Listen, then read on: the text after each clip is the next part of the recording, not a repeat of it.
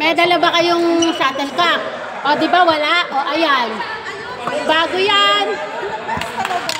Hindi ko sana bibigay. May dala si sister.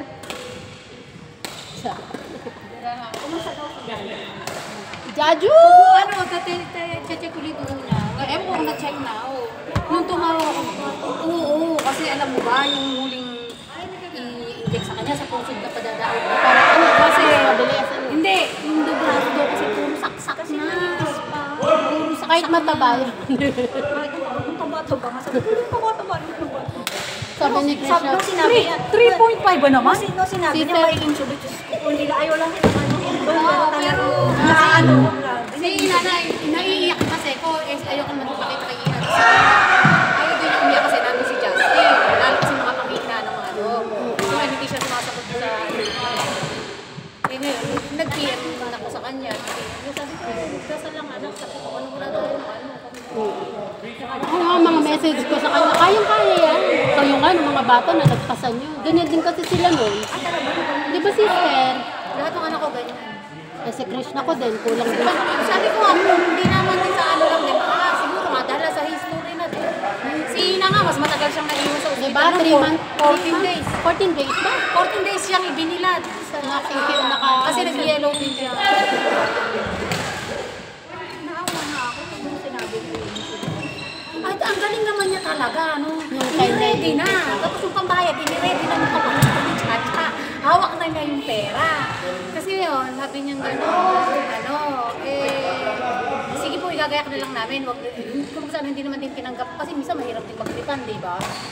Kung magagamit na niya, tsaka lang ibabayad ni Chacha. Pwede intay-intay. Aba, mag-stay home. Oxygen sa katawan. Ay, sa katawan na. Kahit yung doktor na muna. Sabi niya, gusto na niya umuwi din. Sabi niya gano'n.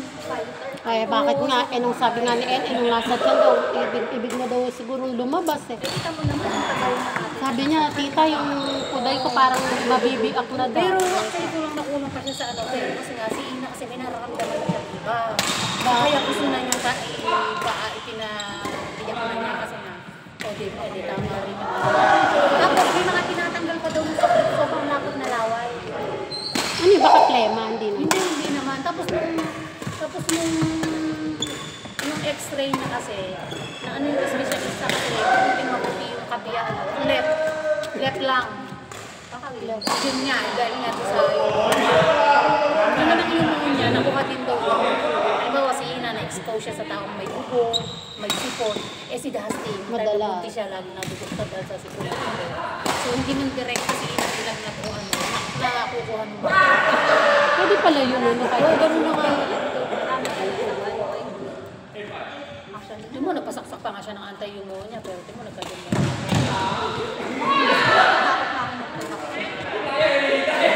Vaccine ako bago kami nag-ano, nag-video. After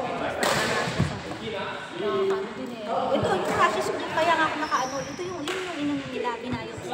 Kasi gusto mo lang kasi nag-travel ako. Gusto mo check mo saan nang galing. Eh, hindi ba ako galing para sa or anything. Sabi mo na, yung gano'n ko lang sa something na para sa nagpabaksin ka ba?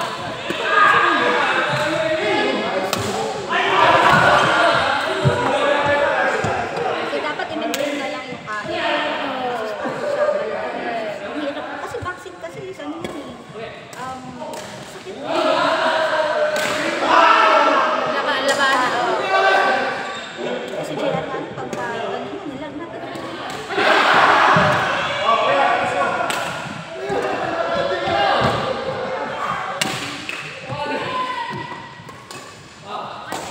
Si Dusty nga ngayon, nagpapagalis pa sa may slight anemia, yun naman ang anemic niya. Sa akin naman niya na ako, anemic ako. Galing nga ate Jope, oo. Saan ka pa? Galing talaga. Si Dusty ang problema niya, yung ilong niya sobrang nipis. Kaya lagi mo nagulong. Sobrang sensitive.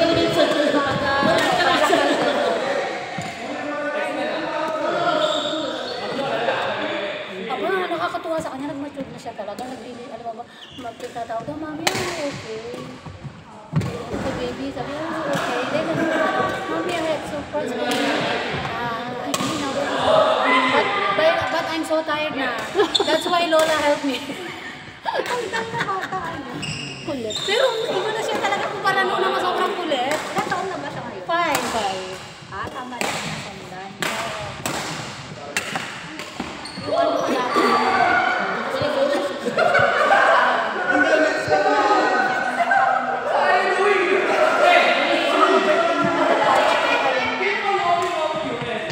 Yung hipag ko ganyan, yung asawa ng kapatid ko. Para papagurin mo ako nung maglalaro na kayo.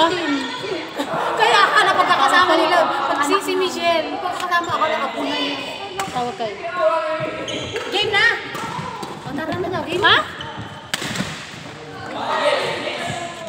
Talaga Wala ba maglalaro dyan? Para matapos na tayo. Daldalan na lang talaga tayo dito. No?